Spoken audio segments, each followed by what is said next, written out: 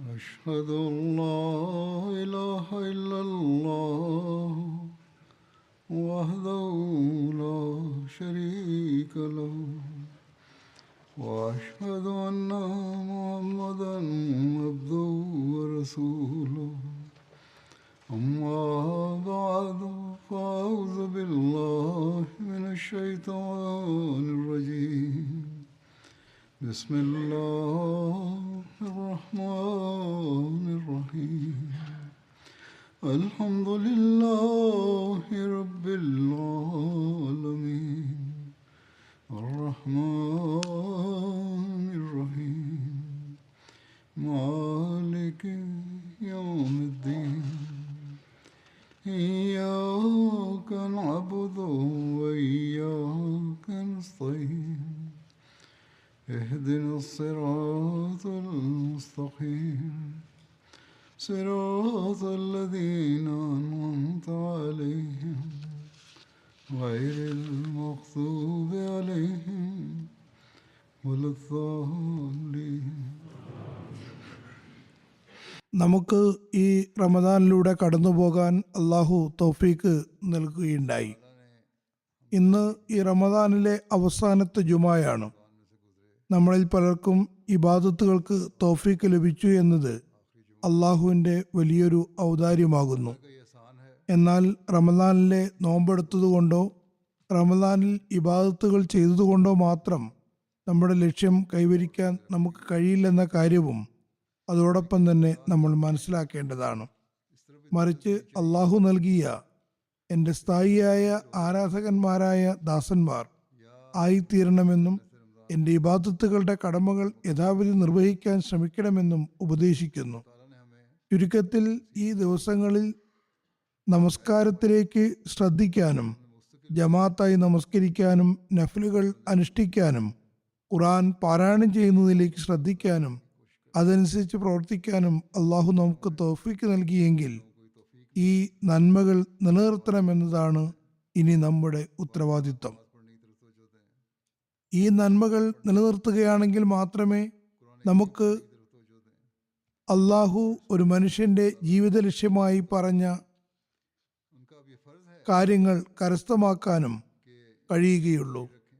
നമ്മൾ ഈ കാലഘട്ടത്തിൽ തിരുനബി സല്ലല്ലാഹു അലൈഹി വസല്ലമയുടെ ഈ ഉടമ്പടിയെ പുതുക്കിയവരാണ്. ഇനി ഈ കാര്യങ്ങളനുസരിച്ച് പ്രവർത്തിക്കാൻ നമ്മൾ നല്ലപോലെ ശ്രമിച്ചു കൊണ്ടിരിക്കേണ്ടതാണ്. ഇന്നും റമദാനിലെ ബാക്കിയുള്ള 2-3 ദിവസങ്ങളിൽ അഥവാ 2 ദിവസങ്ങളിൽ അള്ളാഹു നമുക്ക് ഈ റമദാനിലെ അനുഗ്രഹങ്ങൾ നിമിത്തം മേലിലും ഈ നന്മകൾ ചെയ്യാൻ തൗഫീക്ക് നൽകണമേ എന്നും ദുആ ചെയ്യേണ്ടതാണ്. അള്ളാഹുവിൻ്റെ കൽപ്പനയനുസരിച്ച് റമദാനിൽ നമ്മൾ ചെയ്തുകൊണ്ടിരുന്ന നന്മകളെ നമ്മൾ വിസ്മരിക്കരുത്. കാരണം നബി സല്ലല്ലാഹു അലൈഹി വസല്ലം ഒരു യഥാർത്ഥ വിശ്വാസിയെ സംബന്ധിച്ച് പറയുന്നു, അയാൾ ഒരു നമസ്കാരം കഴിഞ്ഞാൽ അടുത്ത നമസ്കാരം വരെയും, ഒരു ജുമാ കഴിഞ്ഞാൽ അടുത്ത ജുമാ വരെയും, ഒരു റമദാൻ കഴിഞ്ഞാൽ അടുത്ത റമദാൻ വരെയും, അതായത് അത് വരുമ്പോൾ താൻ അള്ളാഹു കൽപ്പിച്ച ഇബാദത്തുകളും നന്മകളും അതിനിടയിൽ വീണ്ടും ചെയ്തുകൊണ്ടിരിക്കുമെന്ന ചിന്തയിൽ തന്നെ കഴിച്ചുകൂട്ടുന്നതാണ്. പിന്നെ അങ്ങനെ ആവുകയാണെങ്കിൽ ഈ കാലഘട്ടത്തിനിടയിലുണ്ടായ ചെറിയ ചെറിയ തിന്മകൾക്ക് അവ പ്രായശ്ചിത്തമാകുമെന്നും നബി സല്ലല്ലാഹു അലൈഹി വസല്ലം പറയുന്നു. റമദാൻ പ്രാധാന്യമുള്ളതുപോലെ തന്നെ ഓരോ നമസ്കാരവും ജുമായും പ്രാധാന്യമുള്ളതാണ്. അല്ലാതെ റമദാനിലെ അവസാന ജുമാ ആയതുകൊണ്ട് അനുഗ്രഹീതമല്ല. എല്ലാ ജുമായും അനുഗ്രഹീതമാകുന്നു. ഞാൻ പറഞ്ഞു വന്നതുപോലെ അള്ളാഹു ഈ കാലഘട്ടത്തിൽ അയച്ച ഹദരത്ത് മസീഹ് മൗഊദ് അലൈഹി ഇസ്ലാമിനെ സ്വീകരിക്കാൻ നമുക്ക് തൗഫീക്ക് ലഭിച്ചു. അദ്ദേഹം നമുക്ക് എങ്ങനെയാണ് ശരിയായ മുസ്ലിമായി തീരാൻ കഴിയുകയെന്നും എങ്ങനെയാണ് അള്ളാഹുവിൻ്റെ യഥാർത്ഥ ഭക്തദാസനായി തീരാൻ കഴിയുകയെന്നും എങ്ങനെയാണ് നബി സല്ലല്ലാഹു അലൈഹി വസല്ലമിൻ്റെ ഉമ്മത്തിലെ യഥാർത്ഥ അംഗമാകാൻ കഴിയുകയെന്നും തൻ്റെ ജമാഅത്തിന് നിരവധി ഉപദേശങ്ങൾ നൽകിയിട്ടുണ്ട്. അക്കാര്യങ്ങളെല്ലാം നമ്മൾ ഓർമ്മ വയ്ക്കേണ്ടതാണ്. അദ്ദേഹം ഒരു സന്ദർഭത്തിൽ ഉപദേശിച്ചുകൊണ്ട് പറയുന്നു, ഞാൻ എൻ്റെ ജമാഅത്തിനോട് കൂടെ കൂടെ പറഞ്ഞുകൊണ്ടിരിക്കുന്നു, നിങ്ങൾ എൻ്റെ ബയ്യത്തിൽ ഉൾപ്പെടുന്നു എന്നതിൽ മാത്രം പ്രതീക്ഷ അർപ്പിക്കരുത്. ഏതുവരെ അതിന്റെ യാഥാർത്ഥ്യത്തിലേക്ക് എത്തുന്നില്ലയോ അതുവരെ മോക്ഷം സാധ്യമല്ല. പുറന്തോടിൽ തൃപ്തി അടയുന്നവൻ അകക്കാമ്പിൽ നിന്ന് തിരസ്കൃതനായി മാറുന്നു. പറയുന്നു, ശിഷ്യത്വത്തിന് ശേഷം പ്രവർത്തനമില്ലെങ്കിൽ ഗുരുവിന്റെ മേന്മ ഒരു പ്രയോജനവും നൽകുന്നതല്ല. അതായത് താൻ ഇന്ന പീറിന് ബയ്യത്ത് ചെയ്തവനാണ് എന്ന് പറയുന്നതിൽ കാര്യമൊന്നുമില്ല. താൻ ഹദ്റത്ത് മസീമദ് അലി ഇസ്ലാത്തു വസ്സലാമിന്റെ ബയ്യത്തിൽ ഉൾപ്പെട്ടവനാണെന്നും അതുകൊണ്ട് എല്ലാം കിട്ടിയെന്നും കരുതുന്നതും പ്രയോജനപ്രദമല്ല. ആ മഹാത്മാവ് പറയുന്നു, അല്ല, അങ്ങനെ അത് സാധ്യമേ അല്ല. ഏതുവരെ സ്വയം പ്രവർത്തിക്കുന്നില്ലയോ അതുവരെ നമുക്ക് ഈ ബയ്യത്ത് ഒരു പ്രയോജനവും നൽകുന്നതല്ല. ഒരു ഉദാഹരണം പറയാം. ആ മഹാത്മാവ് പറയുന്നു, ഒരാൾ ഡോക്ടറുടെ അടുത്തേക്ക് പോകുന്നു. ഡോക്ടർ അയാൾക്ക് ഒരു കുറിപ്പടി നൽകുന്നു. അയാൾ കുറിപ്പടി എടുത്തു വെക്കുന്നത് കൊണ്ട് യാതൊരു പ്രയോജനവും ലഭിക്കുന്നതല്ല.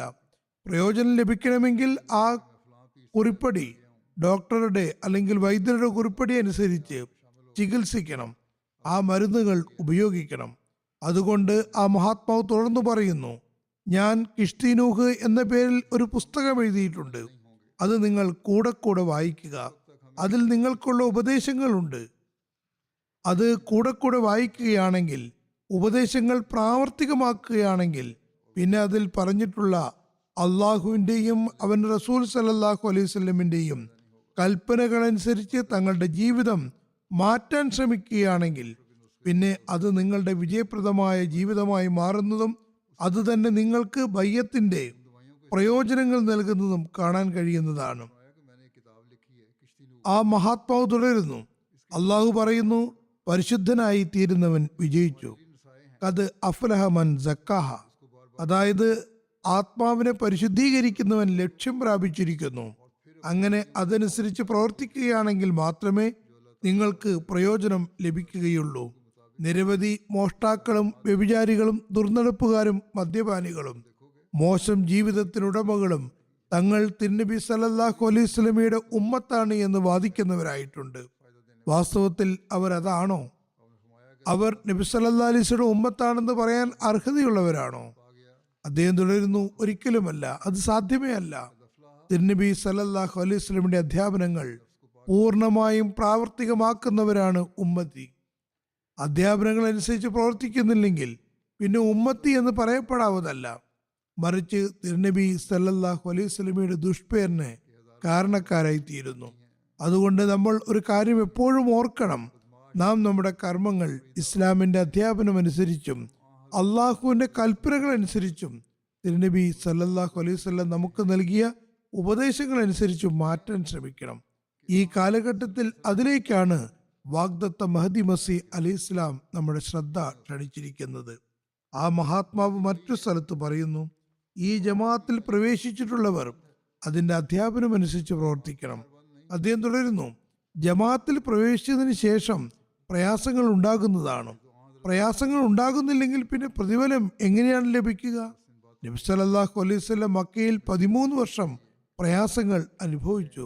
ആ കാലഘട്ടത്തിലെ പ്രയാസങ്ങൾ ഏത് രീതിയിലുള്ളതാണ് എന്ന് നിങ്ങൾക്കറിയില്ല. അതുകൊണ്ട് എപ്പോഴും ഓർക്കുക, പ്രയാസങ്ങൾ ഉണ്ടാകുന്നതാണ്. അന്ന് പ്രയാസങ്ങൾ ഉണ്ടാകുമ്പോൾ മക്കയിലെ സഹാബാക്കൾക്ക് നബി സല്ലല്ലാഹു അലൈഹി വസല്ലമിനും ആ സന്ദർഭത്തിൽ ക്ഷമിക്കാനുള്ള അധ്യാപനമാണ് നൽകപ്പെട്ടത്. അതിന്റെ പരിണിതിഫലം എന്തായിരുന്നു? അതിന്റെ പരിണിതിഫലം അവസാനം ശത്രുക്കൾ ഇല്ലായ്മ ചെയ്യപ്പെട്ടു എന്നതാണ്. പറയുന്നു, നിങ്ങൾക്കും അത് കാണാൻ കഴിയും. ഈ കാലത്ത് കാണപ്പെടുന്ന ഉപദ്രവകാരികളായ ആളുകൾ, അവർ നിങ്ങളെ എതിർത്തുകൊണ്ടിരിക്കുന്നു. ഇന്നും ഇത് തന്നെയാണ് അവസ്ഥ. അള്ളാഹു ഈ ജമാഅത്തിന് ലോകത്ത് പരത്തണമെന്ന് ഉദ്ദേശിക്കുന്നു. പറയുന്നു, ഇവർ നിങ്ങൾ കുറച്ചുപേരാണെന്ന് കരുതി നിങ്ങളെ ബുദ്ധിമുട്ടിച്ചു കൊണ്ടിരിക്കുന്നു. എന്നാൽ ഈ ജമാഅത്ത് വളരുമ്പോൾ ഇവർ സ്വയം നിശബ്ദരായി തീരുന്നതാണ്. ഇത് തന്നെയാണ് ലോകത്തിന്റെ നിയമം. ഇത് തന്നെയാണ് നബിമാരുടെ ജമാഅത്തിന്റെ കാര്യത്തിൽ ചരിത്രത്തിൽ നമ്മൾ കണ്ടിട്ടുള്ളതും. പറയുന്നു, അള്ളാഹു ആഗ്രഹിക്കുകയാണെങ്കിൽ നിങ്ങൾക്ക് പ്രയാസങ്ങൾ ഇല്ലാതിരിക്കുകയും പ്രയാസങ്ങൾ നൽകുന്നവർ സൃഷ്ടിക്കപ്പെടാതിരിക്കുകയും ചെയ്തേനെ. പക്ഷേ അള്ളാഹു അവർ മുഖേന ക്ഷമയുടെ അധ്യാപനമാണ് നൽകുന്നത്. അള്ളാഹു എല്ലാ ശക്തികളുടെയും ഉടമസ്ഥനാകുന്നു.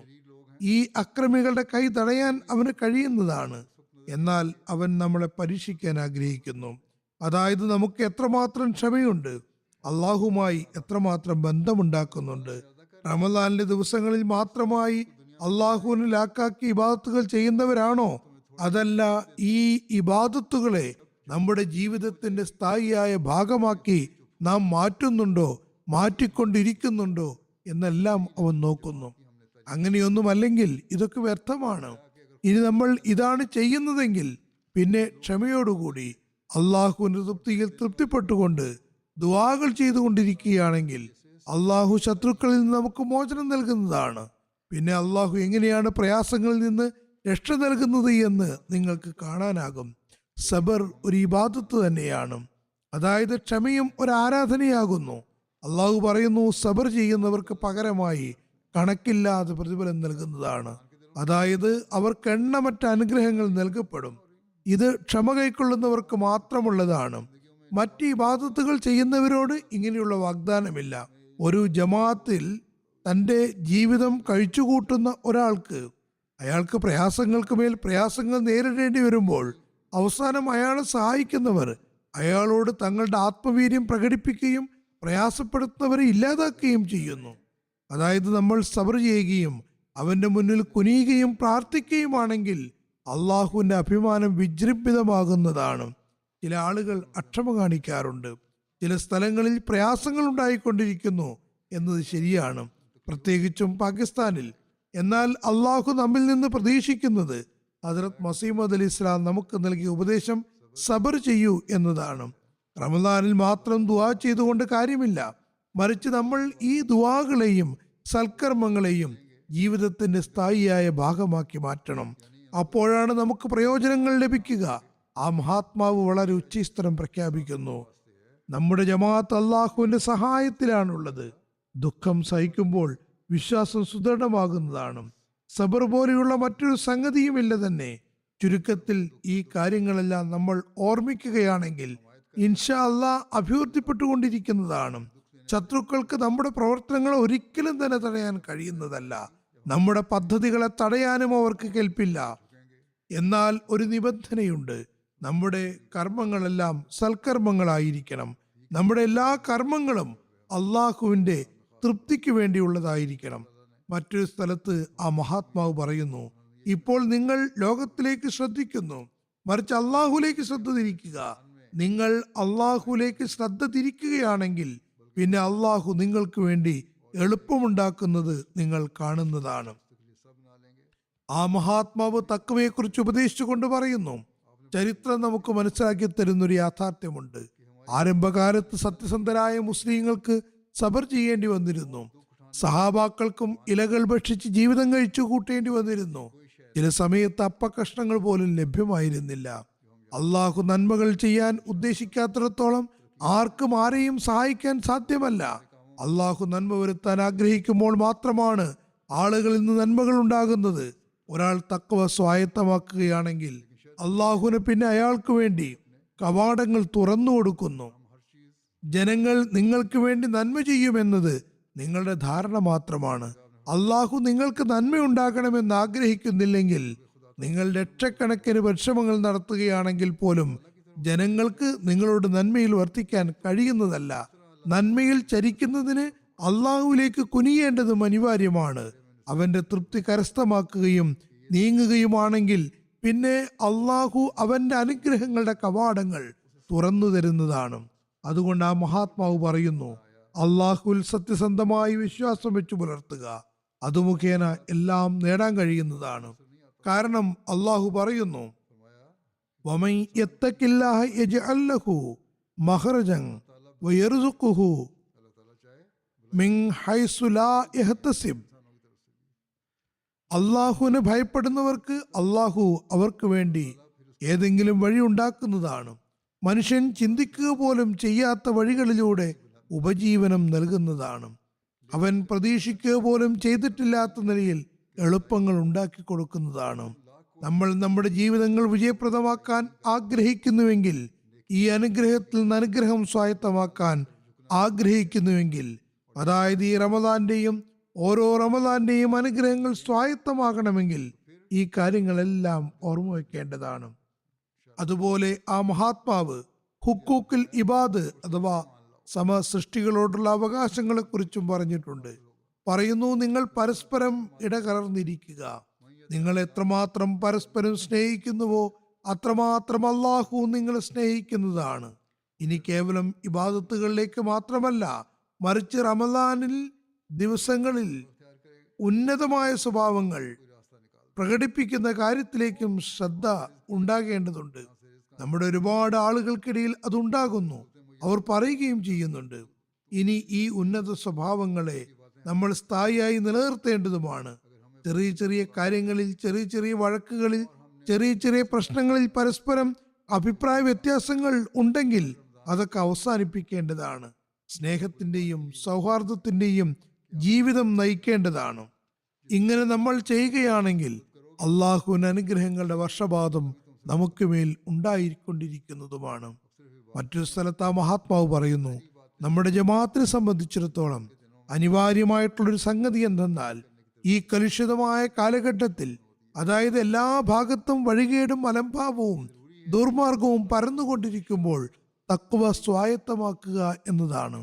നോക്കുക, ഇന്ന് വഴികേടിലേക്ക് നയിക്കുന്നതിനുള്ള ഏത് മാർഗമാണ് ഉപയോഗപ്പെടുത്താത്തതായിട്ടുള്ളത്? എല്ലാ തരത്തിലുള്ള മാധ്യമങ്ങളും എല്ലാ വിധത്തിലും പരിശ്രമിച്ചു കൊണ്ടിരിക്കുന്നു. ഈ സമയത്ത് ഇതിനു വേണ്ടി തുനിയുകയാണ്. ഭൗതികരായ ആളുകൾ എല്ലാ നിലയ്ക്കും വഴികേടിലേക്കും ദുർമാർഗത്തിലേക്കും അലംഭാവത്തിലേക്കും അള്ളാഹുവിൽ നിന്ന് വിദൂരമാക്കുന്നതിനുമുള്ള കാര്യങ്ങൾക്ക് വേണ്ടിയും ശ്രമിച്ചുകൊണ്ടിരിക്കുന്നു. ഇത്തരം ഘട്ടത്തിൽ നമ്മുടെ കർത്തവ്യം, അതായത് നമ്മൾ ഈ കാലഘട്ടത്തിൽ ദീനിനെ പുനരുജ്ജീവിപ്പിക്കുന്നവരാണെന്ന് വാദിക്കുന്നവരും ഇസ്ലാമിന്റെ പുനർജീവനത്തിനു വേണ്ടി വന്ന വാഗ്ദത്ത മഹദി മസീഹിനെ അംഗീകരിച്ചവരുമാണ്.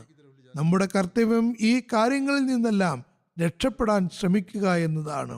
ഈ തിന്മകളിൽ നിന്ന് നമ്മളിൽ എത്ര പേർ രക്ഷപ്പെടുന്നുണ്ട് എന്ന് നാം ഒന്ന് സ്വയം വിലയിരുത്തി നോക്കണം. യുവാക്കളും പ്രായമുള്ളവരും സ്ത്രീകളും കുട്ടികളും എല്ലാവരും സ്വയം വിലയിരുത്തലിന് വിധേയമാകണം. ആ മഹാത്മാവ് തുടരുന്നു, ഇന്നത്തെ ലോകത്തിന്റെ അവസ്ഥ എന്തെന്നാൽ ദൈവിക കൽപ്പനകളിൽ പ്രാധാന്യം കൊടുക്കുന്നില്ല, കടമകളെയും ഉപദേശങ്ങളെയും ഗൗനിക്കുന്നില്ല, അള്ളാഹു നൽകിയ ഉപദേശങ്ങളെ അല്പം പോലും പരിഗണിക്കുന്നില്ല. പറയുന്നു, ഭൗതികതയിലും അതിന്റെ കർമ്മങ്ങളിലും മുഴുകിയിരിക്കുന്നു. നമ്മൾ സ്വയം വിലയിരുത്തുകയാണെങ്കിൽ നമ്മളും ഈ ലോകത്തിന്റെ കാര്യങ്ങളിൽ ഒരുപാട് മുഴുകിയിരിക്കുന്നതായി കാണാൻ കഴിയുന്നതാണ്. ചില സമയത്ത് നമ്മൾ നമസ്കരിക്കാൻ മറന്നുപോകുന്നു. ചിലർ ജുമായെ പോലും പരിഗണിക്കുന്നില്ല. മറ്റു ചിലർ വേറെ നന്മകളെ ഗൗനിക്കുന്നില്ല. സ്വന്തം അവകാശങ്ങൾ നേടുന്നതിന് വേണ്ടി മറ്റുള്ളവരുടെ അവകാശങ്ങൾ ധ്വംസിക്കാൻ ശ്രമിക്കുന്നു. ആയതിനാൽ ഈ കാര്യങ്ങളൊന്നും തന്നെ അള്ളാഹുവിന്റെ സാമീപ്യം കരസ്ഥമാക്കാനുള്ളവയല്ല. ഒരു ഭാഗത്ത് നമ്മൾ റമദാനിൽ ദുആകൾ ചെയ്യുന്നു, അള്ളാഹു നമുക്ക് നന്മകൾ ചെയ്യാൻ തൗഫീക്ക് തരണമെന്ന് പ്രാർത്ഥിക്കുന്നു, നമ്മുടെ ആവശ്യങ്ങൾ നിവർത്തിക്കണമെന്ന് അഭ്യർത്ഥിക്കുന്നു.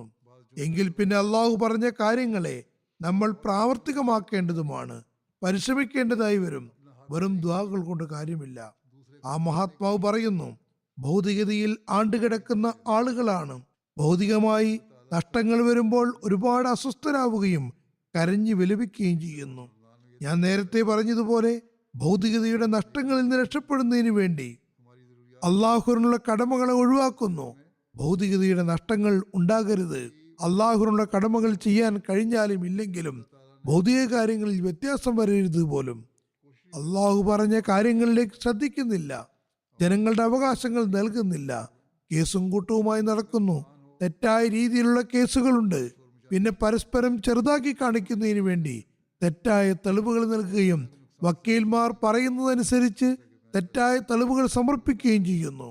വക്കീൽമാരും വ്യാജ തെളിവുകൾ നൽകാൻ ശ്രമിക്കുന്നു, കള്ളസാക്ഷ്യങ്ങൾ നൽകുന്നു. അങ്ങനെയിരിക്കെ അള്ളാഹു എങ്ങനെയാണ് നമ്മോടൊപ്പം ഉണ്ടാവുക? അള്ളാഹു നമ്മോടൊപ്പം ഉണ്ടാകണമെങ്കിൽ പിന്നെ നന്മയിലേക്ക് ശ്രദ്ധിക്കേണ്ടത് അനിവാര്യമാണ്. അള്ളാഹുവിന്റെ കൽപ്പനകൾ അനുസരിച്ച് പ്രവർത്തിക്കാൻ ശ്രമിക്കുകയും വേണം. പറയുന്നു, ദുർബലരായിരിക്കുമ്പോൾ തിന്മകൾ ചെയ്യാൻ ധൈര്യം ഉണ്ടാകുന്നില്ല, അള്ളാഹുവിലേക്ക് തിരിഞ്ഞുകൊണ്ടിരിക്കുകയും ചെയ്യുന്നു. എന്നാൽ അവസരങ്ങൾ കിട്ടുമ്പോൾ വളരെ പെട്ടെന്ന് തന്നെ വ്യാജവും തിന്മയും ചെയ്തു തുടങ്ങുന്നു. അതായത് എളുപ്പങ്ങൾ ഉണ്ടാകുമ്പോൾ, പ്രയാസമില്ലാത്ത അവസ്ഥ വരുമ്പോൾ പിന്നെ അള്ളാഹുവാണ് നമുക്ക് ഈ എളുപ്പവും ഈ സുഭിക്ഷതയും നൽകിയതെന്ന്, അതിനു മുമ്പുള്ള നമ്മുടെ അവസ്ഥ എന്തായിരുന്നു എന്നും ഓർക്കുന്നില്ല. അള്ളാഹുവിനോടുള്ള നന്ദി പ്രകടനം എന്നാൽ ഈ നന്മകളെ തുടർന്നു കൊണ്ടുപോവുക എന്നതാണ്. നമ്മുടെ ദുർബലാവസ്ഥയിൽ നമുക്ക് നന്മകൾ ഉണ്ടായിരുന്നു. അള്ളാഹുവിൻ്റെയും അവന്റെ ദാസന്മാരുടെയും അവകാശങ്ങൾ ധ്വംസിക്കാൻ പരിശ്രമിക്കരുത്. അവകാശങ്ങൾ ധ്വംസിക്കുകയാണെങ്കിൽ അതിന്റെ അർത്ഥം സത്യസന്ധമായ തഖ്വയില്ല എന്നതാണ്. ആ മഹാത്മാവ് പറയുന്നു, സത്യസന്ധമായ തഖ്വ ഉണ്ടായിരുന്നുവെങ്കിൽ ഇങ്ങനെ ചെയ്യുന്നതല്ല. ഒരുപാട് കാര്യങ്ങൾ ഹദീസുകളിലുണ്ട്, അനുഗ്രഹങ്ങളെ പറ്റി പറയുന്നുണ്ട്. പക്ഷേ വിശ്വാസവും കർമ്മപരമായ അവസ്ഥകളും ഒരിക്കലും ഉണ്ടാകുന്നില്ല. അതായത് ചില ആളുകൾ ഹദീസിലെയും ഖുറാനിലെയും കാര്യങ്ങളൊക്കെ പറയും, പക്ഷെ അതനുസരിച്ച് പ്രവർത്തിക്കുന്നതിന് കർമ്മപരമായ അവസ്ഥയും വിശ്വാസവും ഉണ്ടാകുന്നില്ല. ആ മഹാത്മാവ് പറയുന്നു, ഈ കാര്യങ്ങളെല്ലാം വീണ്ടും ഉണ്ടാക്കുന്നതിന് വേണ്ടിയാണ് അള്ളാഹു എന്നെ നിയോഗിച്ചിട്ടുള്ളത്. ഈ രംഗം ഒഴിഞ്ഞു കിടക്കുന്നതായി കണ്ടപ്പോൾ അവന്റെ ദൈവികത, അത് ഒഴിഞ്ഞു തന്നെ ഇരിക്കുന്നതും ജനങ്ങൾ അകന്നു കഴിയുന്നതും ഇഷ്ടപ്പെട്ടില്ല. അതുകൊണ്ട് അതിന് വിപരീതമായി അള്ളാഹു ഒരു പുതിയ ജീവൽ സമുദായത്തുണ്ടാക്കാൻ ആഗ്രഹിക്കുന്നു. അതുകൊണ്ട് തഖ്വയുടെ ജീവിതം സ്വായത്തമാക്കുന്നതിന് നാം ക്ഷണിക്കുന്നു. നമ്മൾ പുതിയൊരു സമുദായമാണ്. ഹദ്റത്ത് മസീഹ് മൗഊദ് അലൈഹി ഇസ്ലാമിന്റെ ബയ്യത്തിൽ വന്നതുകൊണ്ട് നമ്മൾ തഖ്വയുടെ ജീവിതം സ്വായത്തമാക്കുകയും അതനുസരിച്ച് ജീവിക്കുകയും വേണ്ടതാണ്. തുടർന്ന് അദ്ദേഹം പറയുന്നു, തഖ്വ എന്നത് വെറും അധരവ്യായാമം കൊണ്ട് ലഭ്യമാകുന്ന ഒന്നല്ല, മറിച്ച് ശൈത്താൻ വഴിതെറ്റിക്കുന്നു. തഖ്വ പ്രാവർത്തികമാക്കുന്നവരെയാണ് വഴിതെറ്റിക്കാറുള്ളത്. തഖ്വ സ്വായത്തമാക്കുന്നവരെയും ശൈത്താൻ വഴിതെറ്റിക്കാറുണ്ട്. അതിനുള്ള ഒരു ഉദാഹരണം പറയുകയാണെങ്കിൽ, അല്പം മധുരം വെക്കുകയാണെങ്കിൽ ഒരുപാട് ഉറുമ്പുകൾ അതിനടുത്തേക്ക് വരുന്നു. എവിടെയെങ്കിലും മധുരം വെക്കുമ്പോൾ, പഞ്ചസാര വെക്കുമ്പോൾ, മിഠായി വെക്കുമ്പോൾ അവിടേക്ക് ഉറുമ്പുകൾ എത്തുന്നു. ഇത് തന്നെയാണ് സാത്താനിക തിന്മകളുടെയും അവസ്ഥ. ഇത് മുഖേന ഒരു മനുഷ്യനെ തൻ്റെ ഉള്ളിൽ എത്രമാത്രം ദൗർബല്യങ്ങളുണ്ട് എന്ന് മനസ്സിലാക്കാൻ കഴിയുന്നതാണ്.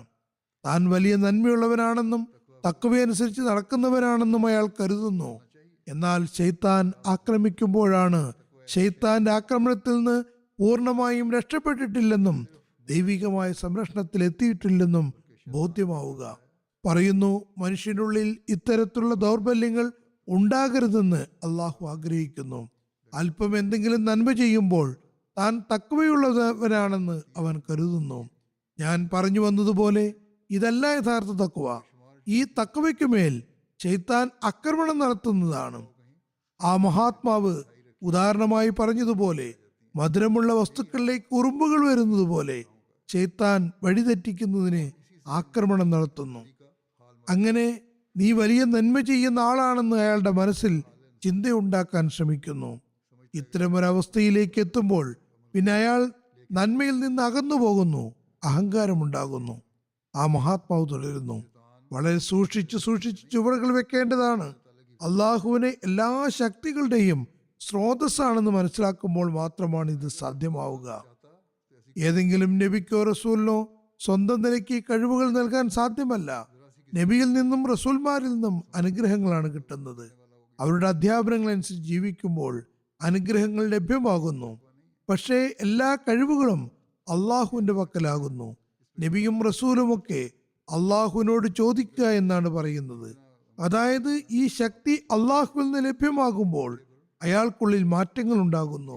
അത് സ്വായത്തമാകുന്നതിന് ദുആകൾ അനിവാര്യമാണ്. നമസ്കാരം എന്ന നന്മ തന്നെയാണ് സാത്താനിക ദൗർബല്യങ്ങളിൽ നിന്ന് അകറ്റുന്നത്.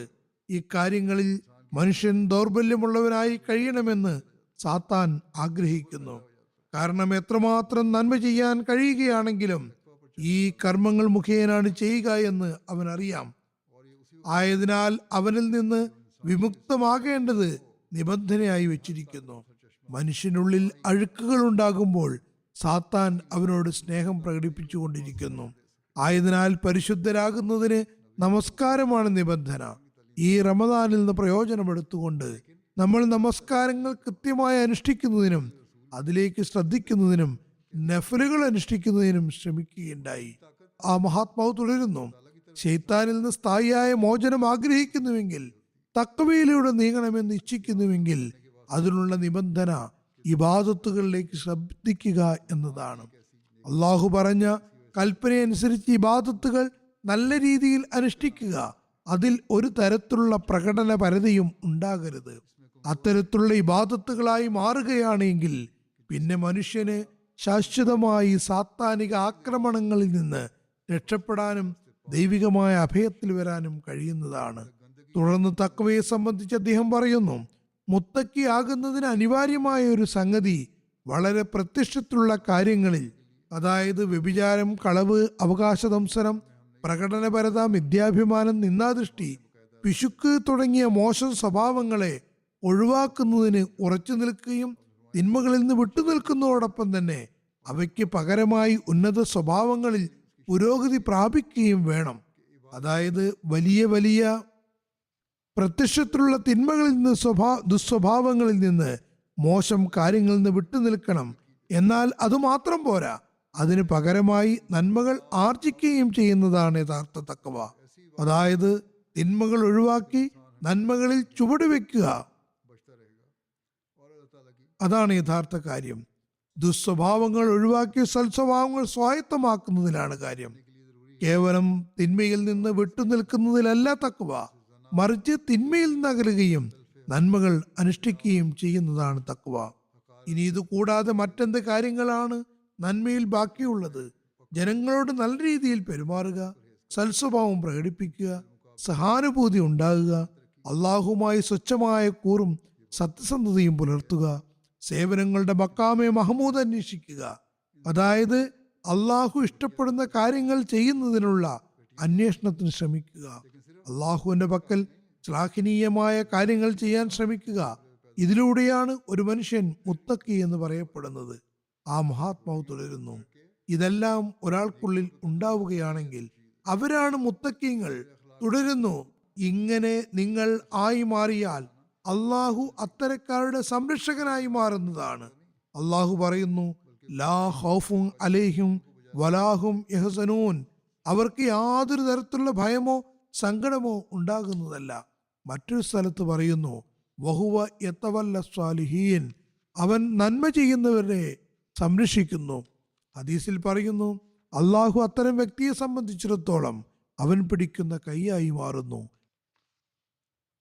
അവൻ കാണുന്ന കണ്ണായി മാറുന്നു, അവൻ കേൾക്കുന്ന കാതായി മാറുന്നു, അവൻ നടക്കുന്ന കാലായി മാറുന്നു. ഒരു ഹദീസിൽ ഇത്രയും കൂടി വരുന്നു, ആരെങ്കിലും എൻ്റെ വലിയനോട്, അതായത് സുഹൃത്തിനോട് ശത്രുത വെച്ച് പുലർത്തുകയാണെങ്കിൽ ഞാൻ അവനോട് പറയുന്നു, എന്നോട് യുദ്ധം ചെയ്യാൻ തയ്യാറായിക്കൊള്ളുക. മറ്റു സ്ഥലത്ത് പറയുന്നു, ആരെങ്കിലും അള്ളാഹുവിന്റെ വലിയെ അഥവാ സുഹൃത്തിനെ ആക്രമിക്കുകയാണെങ്കിൽ അള്ളാഹു അയാളെ ഒരു സിംഹിണി തന്റെ മക്കളെ റാഞ്ചിയെടുക്കുന്നവർക്ക് മേൽ ആക്രമണം നടത്തുന്നത് പോലെ ആക്രമിക്കുന്നതാണ്. ആ മഹാത്മാവ് തുടരുന്നു, ദൈവികമായ അനുഗ്രഹം ഇങ്ങനെ തന്നെയാണ് ലഭ്യമാവുക. മനുഷ്യന്റെ ചുവടുകൾ അള്ളാഹുവിലേക്ക് നീങ്ങുമ്പോൾ അള്ളാഹുവും അവനിലേക്ക് ചുവടുകൾ വയ്ക്കുന്നു.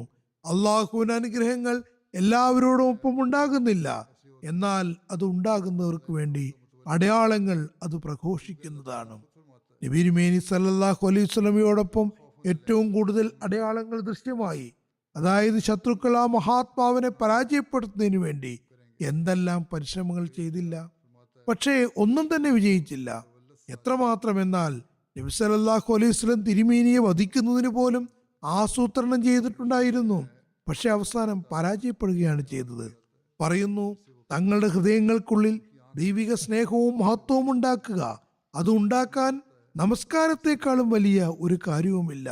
യാഥാർത്ഥ്യം എന്തെന്നാൽ അള്ളാഹുവിന്റെ സവിധത്തിൽ തങ്ങളുടെ നന്മകളാണ് സമർപ്പിക്കാനുള്ളത്. ആരാധനകൾ യഥാവിധി അനുഷ്ഠിക്കുകയാണ് വേണ്ടത്. അതിനുവേണ്ടി ഏറ്റവും ഉന്നതമായ കാര്യം നമസ്കാരമാകുന്നു. റമദാനിലൂടെ നമ്മൾ നീങ്ങുമ്പോൾ, നന്മകളുടെ സാഹചര്യങ്ങളിലൂടെ നമുക്ക് നീങ്ങുന്നതിന് അവസരം കിട്ടുമ്പോൾ അതിനെ സ്ഥായിയായി നിലനിർത്തുക. അള്ളാഹുവിന്റെ അനുഗ്രഹങ്ങളെ സ്വായത്തമാക്കുന്നതിന് വേണ്ടി അതിനെ ജീവിതത്തിന്റെ സ്ഥായിയായ ഭാഗമാക്കി മാറ്റാൻ ശ്രമിക്കേണ്ടതും അനിവാര്യമാണ്. അതുകൂടാതെ മറ്റൊരു വഴിയുമില്ല. ആ മഹാത്മാവ് തുടരുന്നു, നോമ്പ് ഒരു വർഷത്തിന് ശേഷമാണ് വരുന്നത്. സക്കാത്ത് സമ്പത്തുള്ളവരാണ് കൊടുക്കേണ്ടത്. സമ്പത്തുണ്ടെങ്കിൽ അത് കൊടുക്കേണ്ടത് അനിവാര്യമാണ്. എല്ലാവരും അത് കൊടുക്കേണ്ടതില്ല. ഇതൊക്കെ നന്മകൾ തന്നെയാണെങ്കിലും പക്ഷെ നമസ്കാരം എല്ലാ തരത്തിലുള്ള ആളുകൾക്കും 5 നേരം നിർബന്ധമാണ്. ധനാഢ്യനാണെങ്കിലും ദരിദ്രനാണെങ്കിലും വലിയവനാണെങ്കിലും ചെറിയവനാണെങ്കിലും നമസ്കരിക്കേണ്ടതാണ്. അതൊരിക്കലും തന്നെ ഒഴിവാക്കരുത്. അത് കൂടെ കൂടെ അനുഷ്ഠിക്കുക. അവൻ ഉദ്ദേശിക്കുന്ന പക്ഷം അത് അപ്പോൾ തന്നെ സ്വീകരിക്കാൻ കഴിവുള്ളവന്റെ മുന്നിലാണ് നിൽക്കുന്നതെന്ന ബോധ്യത്തോടുകൂടി നമസ്കാരങ്ങൾ കൂടെ കൂടെ അനുഷ്ഠിക്കുക. താൻ അള്ളാഹുവിന് മുന്നിലാണ് നിൽക്കുന്നത് എന്ന ഉറച്ച വിശ്വാസത്തോടുകൂടി അത് അനുഷ്ഠിക്കേണ്ടതാണ്.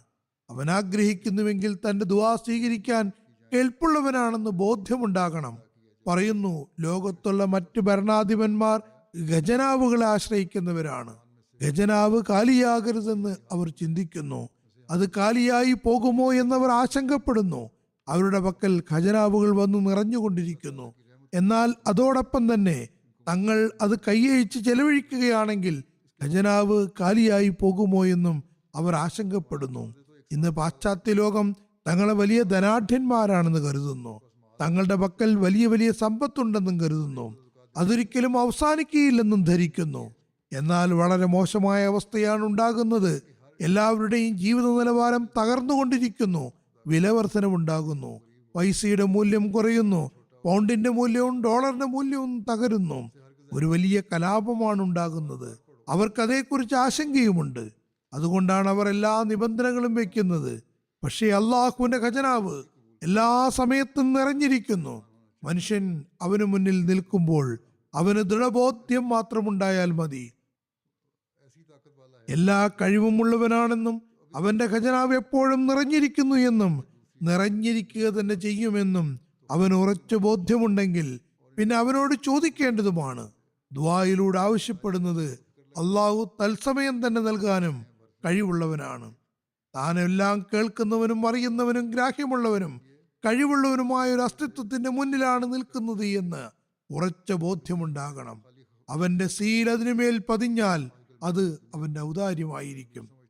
അവനോട് ദുആ ചെയ്യുക, നിരാശയും ദുർഭാവനയും ഉണ്ടാകരുത്. ഇങ്ങനെ ചെയ്യുകയാണെങ്കിൽ അവൻ വേഗം സമാധാനം കണ്ടെത്തുന്നതാണ്. അള്ളാഹുവിന്റെ വേറെയും അനുഗ്രഹങ്ങൾ അവനോടൊപ്പം ഉണ്ടാകുന്നതുമാണ്.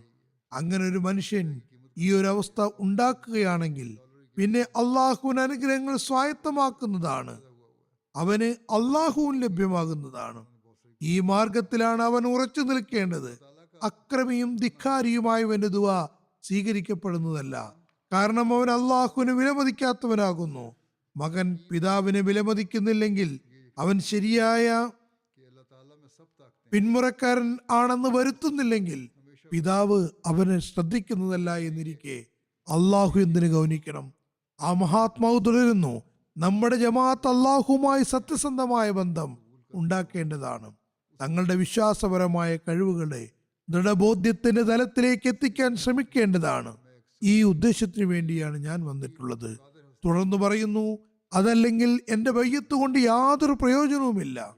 ആയതിനാൽ നമ്മൾ ഈ കാര്യത്തിലേക്ക് ശ്രദ്ധിക്കേണ്ടതാണ്. നമ്മുടെ നന്മകളെ വർദ്ധിപ്പിക്കേണ്ടതാണ്. അള്ളാഹുവുമായി പ്രത്യേക ബന്ധമുണ്ടാക്കേണ്ടതാണ്. അതാണ് നമ്മുടെ ജീവിതത്തിന്റെ ലക്ഷ്യം. ഇതുതന്നെയാണ് ജമാഅത്തിന്റെ പുരോഗതിയിൽ നമ്മുടെ പ്രയോജനം നൽകുന്ന കാര്യം. ഇതുതന്നെയാണ് നമ്മൾ പ്രയാസങ്ങളിൽ നിന്നും ബുദ്ധിമുട്ടുകളിൽ നിന്നും സംരക്ഷിക്കുക. ഇത് മുഖേന ഇൻഷാ അല്ലാഹ് ജമാഅത്ത് പുരോഗതി പ്രാപിക്കുന്നതുമാണ്. അള്ളാഹു വാഗ്ദാനം ചെയ്ത സ്ഥാനത്തേക്ക് എത്തുന്നതുമാണ്. അദ്ദേഹം തുടരുന്നു, വാഗ്ദത്ത മഹദി മസീഹിന്റെ ഒരു കർത്തവ്യം അള്ളാഹുവിന്റെ അടയാളങ്ങൾ കാണിക്കുക എന്നതാണ്. അള്ളാഹു തിരുനബി സല്ലല്ലാഹു അലൈഹി വസല്ലമയുടെ കാലഘട്ടത്തിൽ അത് കാണിച്ചു തന്നിരുന്നു. അതിന്റെ തുടർച്ചയെന്നോണം ഇപ്പോഴും അടയാളം വെളിപ്പെട്ടുകൊണ്ടിരിക്കുന്നു. അവൻ താൻ തന്നെ പുരോഗതിയുടെ അടയാളങ്ങൾ കാണിച്ചു തരുന്നു, ഇപ്പോഴും കാണിച്ചു തന്നുകൊണ്ടിരിക്കുന്നു. അദ്ദേഹം പറയുന്നു, നമ്മുടെ അള്ളാഹു നമ്മുടെ ദുആകൾ സ്വീകരിച്ചു എന്ന് നമുക്ക് ബോധ്യപ്പെടുത്തി തരുന്നതാണ്. വാഗ്ദത്ത മസീഹിന്റെ കർമ്മങ്ങളിൽ ആദ്യത്തേത് തിരുനബി സല്ലല്ലാഹു അലൈഹി വസല്ലമയുടെ കാലത്ത് കാണിച്ചതുപോലെ അതിന്റെ തുടർച്ചയെന്നോളം അടയാളങ്ങൾ കാണിക്കുക എന്നതാണ്. അതായത് അള്ളാഹു നമ്മുടെ ദുആകൾ കേൾക്കുകയും അതിന് മറുപടി നൽകുകയും ചെയ്യുന്നതാണെന്നും അവന്റെ സഹായം നമ്മോടൊപ്പമാണെന്നും അടയാളങ്ങൾ മുഖേന തെളിയിക്കുന്നതാണ്. തുടർന്ന് പറയുന്നു, എന്റെ ആഗമനത്തിന്റെ രണ്ടാമത്തെ ലക്ഷ്യം അള്ളാഹുമായി ദാസന്മാരുടെ ബന്ധമുണ്ടാക്കുകയാണ്. ഇത് അള്ളാഹുവിന്റെ കർമ്മമാണ്. അത് അവൻ തിരുനബി സല്ലല്ലാഹു അലൈഹി വസല്ലം മുഖേന വാഗ്ദാനം ചെയ്തതാണ്. അത് അവൻ നൽകുന്നു. രണ്ടാമത്തെ കാര്യം അവൻ നമുക്ക് മേലാണ് ചുമത്തിയിട്ടുള്ളത്. അത് അവന്റെ നന്ദിയുള്ള ദാസന്മാരായി തീരുകയും അവന്റെ ഇബാദത്തുകളെ യഥാവിധി നിർവഹിക്കുന്നവരായി മാറുകയും തങ്ങളുടെ വിശ്വാസത്തിൽ പുരോഗതി പ്രാപിക്കുകയും ചെയ്യുന്നവരാവുക എന്നതാണ്. ഇതുണ്ടാവുകയാണെങ്കിൽ പിന്നെ അള്ളാഹുവിന്റെ അനുഗ്രഹങ്ങൾ നാം കരസ്ഥമാക്കുന്നവരായി മാറുന്നതാണ്. ബയ്യത്തിന്റെ ലക്ഷ്യം, ഹദ്റത്ത് മസീഹ് മൗഊദ് അലൈഹി ഇസ്ലാമിന്റെ ബയ്യത്തിൽ വന്നതിന്റെ ലക്ഷ്യം നാം പൂർത്തിയാക്കുന്നവരായി മാറുന്നതാണ്. അദ്ദേഹം പറയുന്നു, നമ്മുടെ ജമാഅത്ത് വിശ്വാസത്തിൽ വർധനമുണ്ടാക്കണം. അള്ളാഹുവിൽ പൂർണ്ണമായ വിശ്വാസവും ദിവ്യജ്ഞാനവും ഉണ്ടാകണം. സൽക്കർമ്മങ്ങളിൽ അലസതയും അലംഭാവവും ഉണ്ടാകരുത്. കാരണം അലംഭാവം ഉണ്ടാകുമ്പോൾ പിന്നെ വധു എടുക്കുന്നത് പോലും മുസീബത്തായി തീരും. എന്നിട്ടല്ലേ തഹജ്ജുദ് നമസ്കാരം? സൽക്കർമ്മങ്ങൾക്കുള്ള ശക്തി ഉണ്ടാകുന്നില്ലെങ്കിൽ, സൽക്കർമ്മങ്ങളിൽ പരസ്പരം മത്സരിച്ചു മുന്നേറുന്നതിനുള്ള ആവേശമുണ്ടാകുന്നില്ലെങ്കിൽ നാമുമായുള്ള ബന്ധം വ്യർത്ഥമാണ്. മാറ്റങ്ങൾ ഉണ്ടാകുന്നില്ലെങ്കിൽ, തങ്ങൾക്കുള്ളിൽ നന്മകൾ ചെയ്യുന്നതിനുള്ള ആവേശമുണ്ടാക്കുന്നില്ലെങ്കിൽ, അള്ളാഹുവിനോടുള്ള ഇബാദത്തുകളിൽ ആവേശം, ഉന്നതമായ സൽസ്വഭാവങ്ങൾ കാണിക്കുന്നതിൽ ഒരാവേശവും ഉണ്ടാകുന്നില്ലെങ്കിൽ പിന്നെ എൻ്റെ ബയ്യത്തിൽ വന്നതുകൊണ്ട് ഒരു പ്രയോജനവുമില്ല. പറയുന്നു, നമ്മുടെ അധ്യാപനങ്ങളെ കർമ്മരൂപരേഖയാക്കുന്നവരും തങ്ങളുടെ കഴിവും പരിശ്രമവും മുഖേന അതനുസരിച്ച് പ്രവർത്തിക്കുന്നവരും മാത്രമാണ് നമ്മുടെ ജമാഅത്തിൽ ഉൾപ്പെട്ടവരായി പരിഗണിക്കപ്പെടുക. എന്നാൽ വെറും പേരു മാത്രം വെച്ച് അതിനുശേഷം അധ്യാപനമനുസരിച്ച് പ്രവർത്തിക്കുന്നില്ലെങ്കിൽ അവർ ഓർത്തുകൊള്ളട്ടെ, അള്ളാഹു ഈ ജമാഅത്തിനെ ഒരു പ്രത്യേക ജമാഅത്താക്കാനാണ് ആഗ്രഹിക്കുന്നത്. വെറും പേരെഴുതിയത് കൊണ്ട് മാത്രം ആരും ഈ ജമാഅത്തിൽ ഉൾപ്പെട്ടവരാകുന്നതല്ല. അവർക്ക് ഏതെങ്കിലും ഒരു സമയം വന്നെത്തുകയും അവർ ദൗർഭാഗ്യവശാൽ അകറ്റപ്പെടുകയും അകറ്റപ്പെടുന്നതാണ്. അതുകൊണ്ട് നൽകപ്പെടുന്ന അധ്യാപനമനുസരിച്ച് കർമ്മങ്ങൾ അനുഷ്ഠിക്കാൻ ശ്രമിക്കുക. അദ്ദേഹം തുടരുന്നു, കർമ്മങ്ങൾ ചിറകുകൾ പോലെയാണ്. കർമ്മങ്ങൾ കൂടാതെ മനുഷ്യന് ആത്മീയമായ പദവിയിലേക്ക് പറന്നുയരാൻ കഴിയുന്നതല്ല. പറവകൾ അന്തരീക്ഷത്തിൽ പറന്നുയരുന്നത് പോലെ കർമ്മങ്ങൾ ആത്മീയ പദവികൾ ഉയർത്താൻ അനിവാര്യമാകുന്നു. കർമ്മങ്ങൾ ഉണ്ടെങ്കിൽ മനുഷ്യന് മുകളിലേക്ക് ഉയരാനും അള്ളാഹുവിന് സാമീപ്യം കരസ്ഥമാക്കാനും കഴിയുന്നതാണ്. അതുകൂടാതെ മനുഷ്യന് ആത്മീയമായ പദവികൾ കരസ്ഥമാക്കാനോ അതിന് കീഴിൽ അള്ളാഹു വെച്ചിട്ടുള്ള ലക്ഷ്യങ്ങൾ പ്രാപിക്കാനോ സാധ്യമല്ല. പറവുകൾക്ക് ബുദ്ധിയും വിവേകവുമുണ്ട്. പ്രസ്തുത ബുദ്ധിയും വിവേകവും അനുസരിച്ച് പ്രവർത്തിക്കുന്നില്ലെങ്കിൽ, അതായത് അള്ളാഹു അവയുടെ പ്രകൃതത്തിൽ വെച്ചിട്ടുള്ള ബുദ്ധിയും വിവേകവും അനുസരിച്ച് പ്രവർത്തിക്കുന്നില്ലെങ്കിൽ അവയിൽ നിന്ന് പ്രതീക്ഷിക്കുന്ന പ്രവർത്തനങ്ങൾ പോലും സാധ്യമാകുമായിരുന്നില്ല. ഉദാഹരണമായി, തേനീച്ചയ്ക്ക് ബുദ്ധിയില്ലായിരുന്നുവെങ്കിൽ അതിന് തേനുണ്ടാക്കാൻ കഴിയുമായിരുന്നില്ല. അതുപോലെ സന്ദേശം കൊണ്ടുപോകുന്ന പ്രാവുകളുണ്ട്. അവയെ ആദ്യകാലത്ത് നല്ലപോലെ ഉപയോഗിച്ചതായി പറയപ്പെടുന്നു. അവയ്ക്ക് അവയുടെ ബുദ്ധി അനുസരിച്ച് പ്രവർത്തിക്കേണ്ടതായി വരുന്നു. എത്രമാത്രം ദൂരസ്ഥലങ്ങളിലേക്കാണ് അത് കത്തുകളുമായി എത്തുന്നത്. അതുപോലെ പറവകളെ കൊണ്ട് അത്ഭുതകരമായ പ്രവർത്തനങ്ങൾ ചെയ്യിപ്പിച്ചിരുന്നു. ചുരുക്കത്തിൽ ഒരു വ്യക്തി തന്റെ ബുദ്ധി അനുസരിച്ച് പ്രവർത്തിക്കേണ്ടതാണ്. താൻ ചെയ്യാൻ പോകുന്ന പ്രവർത്തനം അള്ളാഹുവിന്റെ കൽപ്പനകൾക്ക് അനുസരിച്ച് അവന്റെ തൃപ്തിക്ക് വേണ്ടിയാണോ അല്ലയോ എന്ന് ചിന്തിക്കണം. ഇങ്ങനെ ശ്രദ്ധിക്കുകയും ചിന്തിക്കുകയുമാണെങ്കിൽ പിന്നെ കൈകളെ പ്രവർത്തന നിരതമാക്കണം. അതായത് കൈകളെ പ്രവർത്തന തലത്തിൽ കൊണ്ടുവരണം. ആദ്യം താൻ ചെയ്യാൻ പോകുന്നത് സൽക്കർമ്മങ്ങളാണോ എന്നും അതിന്റെ പരിണതി തൽഫലങ്ങൾ ആയിരിക്കുമോ എന്നും നോക്കണം. ഈ ചെയ്യാൻ പോകുന്ന കർമ്മങ്ങൾ അതിനു മുമ്പ് അത് അള്ളാഹുവിന്റെ കൽപ്പനയ്ക്ക് അനുസൃതമാണോ അല്ലയോ എന്ന് നോക്കിയിട്ട് അതനുസരിച്ച് പ്രവർത്തിക്കണം. അതിൽ അലംഭാവവും അലസതയും കാണിക്കരുത്. ഇത് ശരിയായ അധ്യാപനത്തിലാണോ ചെയ്യുന്നത് എന്ന് നോക്കണം.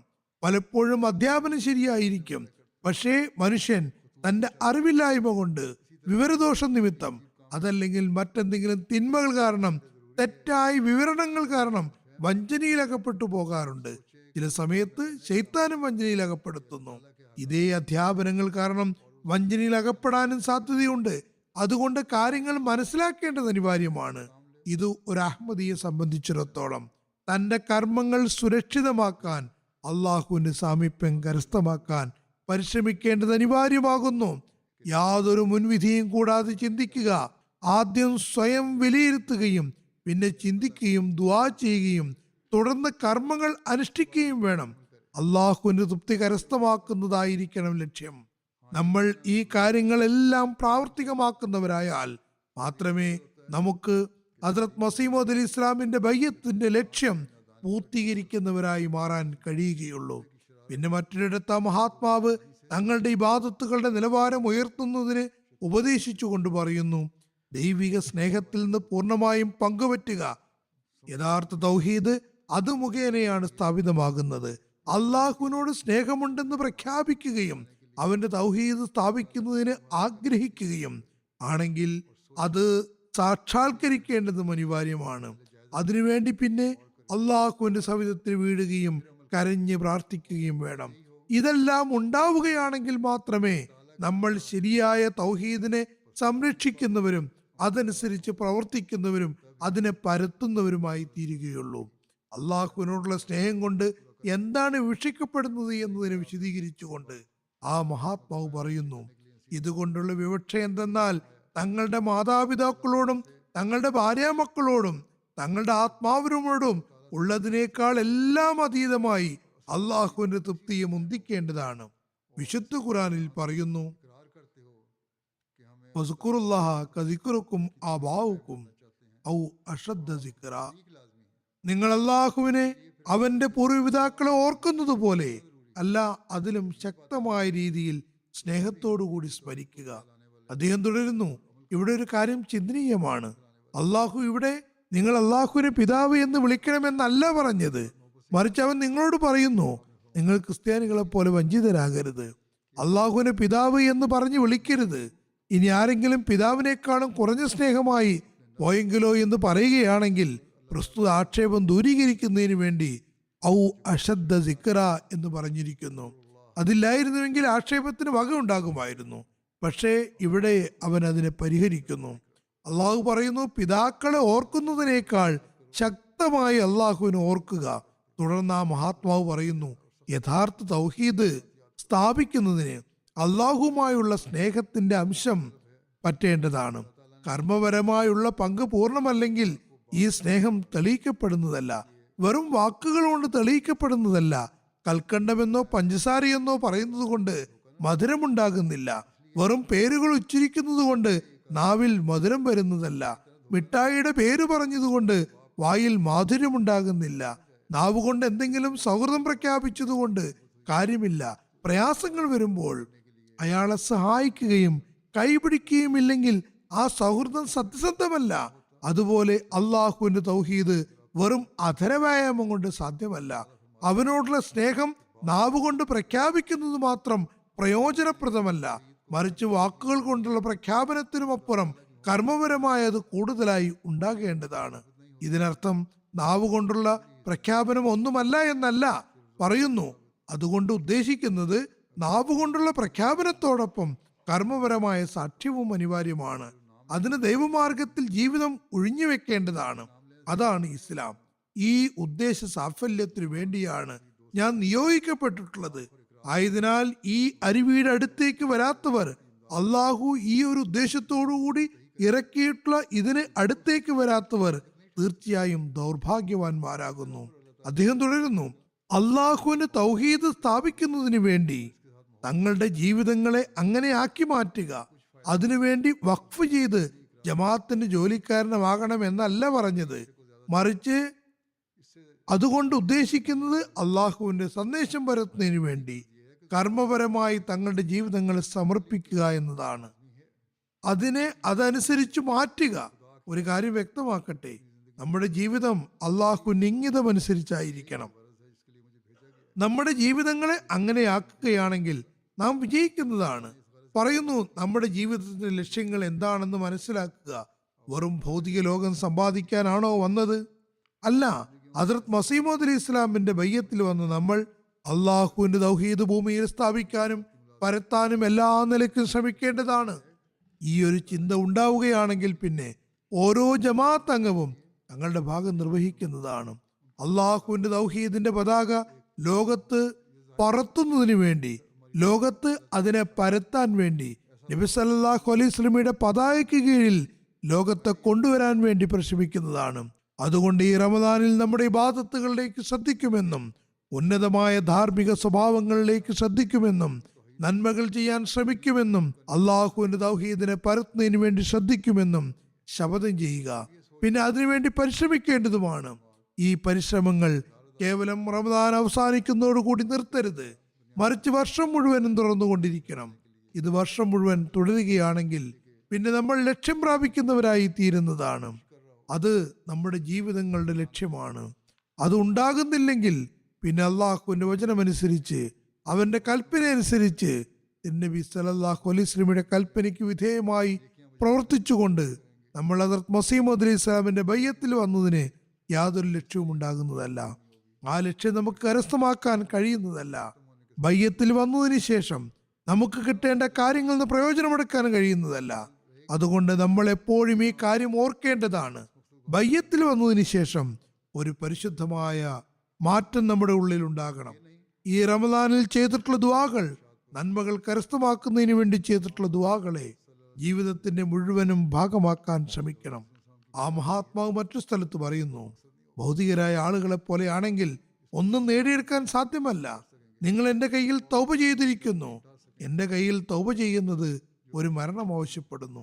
നിങ്ങൾക്ക് പുതിയ ജീവിതത്തിൽ ഒരു പുതിയ ജന്മം ലഭിക്കുമാറാകാൻ തന്നെ. ബയ്യത്ത് ഹൃദയപൂർവം അല്ലെങ്കിൽ അതുകൊണ്ട് ഒരു പ്രയോജനവും ഒരു ഫലവും ഉണ്ടാകുന്നതല്ല. എൻ്റെ ബയ്യത്ത് കൊണ്ട് അല്ലാഹു ഹൃദയപൂർവമുള്ള പ്രഖ്യാപനമാണ് ആവശ്യപ്പെടുന്നത്.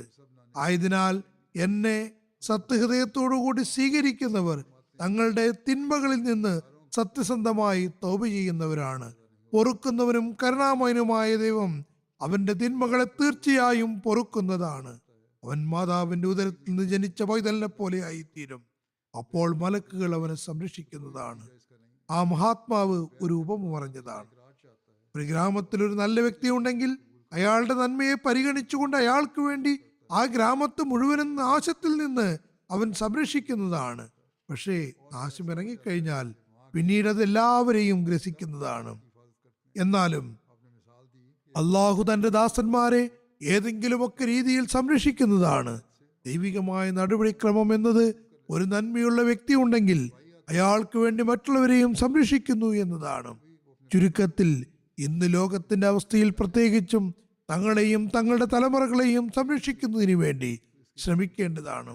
ലോകത്തെ സംരക്ഷിക്കുന്നതിന് വേണ്ടി ശ്രമിക്കണം. നബി സല്ലല്ലാഹു അലൈഹി വസല്ലമയുടെ പതാകയ്ക്ക് കീഴിൽ ലോകത്തെ കൊണ്ടുവരാൻ ശ്രമിക്കണം. അതോടൊപ്പം നമ്മളിലും ഒരു സവിശേഷമായ മാറ്റം ഉണ്ടാക്കേണ്ടതാണ്. സ്ഥായിയായ ദുആകളെ തങ്ങളുടെ ജീവിതത്തിന്റെ ഭാഗമാക്കി മാറ്റുക. അങ്ങനെ നമ്മളും രക്ഷപ്രാപിക്കുന്നവരായി തീരുന്നതാണ്. ലോകത്തെയും സംരക്ഷിക്കുന്നവരായി തീരും. കാരണം ഈ ലോകം വളരെ ശീഘ്രഗതിയിൽ നാശത്തിലേക്ക് നീങ്ങിക്കൊണ്ടിരിക്കുന്നു. അള്ളാഹു ആഗ്രഹിക്കുകയാണെങ്കിൽ ഈ ലോകത്തിന്റെ പരിഷ്കരണത്തിനുള്ള സംവിധാനം ഒരുക്കുന്നതാണ്. അവരുടെ ഹൃദയങ്ങളെ തിരിക്കുന്നതാണ്. ഈ നാശത്തിൽ നിന്ന് സംരക്ഷിക്കുന്നതാണ്. നാശം വന്നാൽ പോലും അള്ളാഹു വിശ്വാസികളെ സംരക്ഷിക്കുന്നതാണ്. അതിൽ നിന്ന് രക്ഷപ്പെടുന്നതിന് നമ്മൾ നമ്മുടെ കർമ്മങ്ങൾ മുഖേന, നമ്മുടെ കർമ്മങ്ങൾ അള്ളാഹുവിന്റെ അനുഗ്രഹങ്ങൾ നമുക്ക് മേൽ എപ്പോഴും ഉണ്ടാകുന്ന രീതിയിലാക്കേണ്ടതാണ്. നമുക്ക് കാര്യങ്ങളുടെ യാഥാർത്ഥ്യവും തിരിച്ചറിവും കരസ്ഥമാക്കാൻ കഴിയുമാറാകട്ടെ. എങ്ങനെയാണ് ഈ ഭാഗത്തുകൾ സജീവമാക്കേണ്ടതെന്നും, എങ്ങനെയാണ് നമ്മൾ അള്ളാഹുമായി ബന്ധം സ്ഥാപിക്കേണ്ടതെന്നും, എങ്ങനെയാണ് നമ്മൾ ഉന്നതമായ സ്വഭാവങ്ങൾ പ്രകടിപ്പിക്കേണ്ടതെന്നും, എങ്ങനെയാണ് തൗഹീദിനെ ലോകത്ത് സ്ഥാപിക്കേണ്ടതെന്നും, എങ്ങനെയാണ് ലോകത്തെ രക്ഷിക്കേണ്ടതെന്നും, എങ്ങനെയാണ് തങ്ങളെ ലോകത്തിന്റെ നാശങ്ങളിൽ നിന്നും ആക്രമണങ്ങളിൽ നിന്നും സംരക്ഷിക്കേണ്ടതെന്നും നമുക്ക് തിരിച്ചറിവുണ്ടാകുമാറാകട്ടെ. ഇതെല്ലാം ഉണ്ടാവുകയാണെങ്കിൽ, ഈ ഒരു ബോധം നമുക്കുള്ളിൽ ഉണ്ടാകുന്നുവെങ്കിൽ പിന്നെ ഹദ്റത്ത് മസീഹ് മൗഊദ് അലൈഹി ഇസ്ലാമിന്റെ ബയ്യത്തിന്റെ കടമ യഥാവിധി നിർവഹിക്കുന്നവരായി നമ്മൾ മാറുന്നതാണ്. നമുക്ക് ബയ്യത്തിന്റെ കടമകൾ യഥാവിധി നിർവഹിക്കാൻ കഴിയുമാറാകട്ടെ. ഈ റമദാൻ നമുക്ക് അനുഗ്രഹങ്ങൾക്ക് നിമിത്തമാകട്ടെ. അതിൻ്റെ അനുഗ്രഹങ്ങളും കാരുണ്യങ്ങളും നമുക്ക് മേൽ വർഷിക്കുമാറാകട്ടെ. നമ്മുടെ റമദാനിൽ വരാനുള്ള ദിവസങ്ങൾ, വർഷം മുഴുവനും അടുത്ത റമദാൻ വരെയും അള്ളാഹുവിന്റെ ഇബാദത്തുകൾ നിർവഹിക്കുന്നവരാക്കി തീർക്കുമാറാകട്ടെ. അവന്റെ ദാസന്മാരുടെ കടമകൾ നിർവഹിക്കാൻ നമുക്ക് കഴിയുമാറാകട്ടെ. അള്ളാഹു നമുക്കതിനെല്ലാം തൗഫീഖ് നൽകുമാറാകട്ടെ.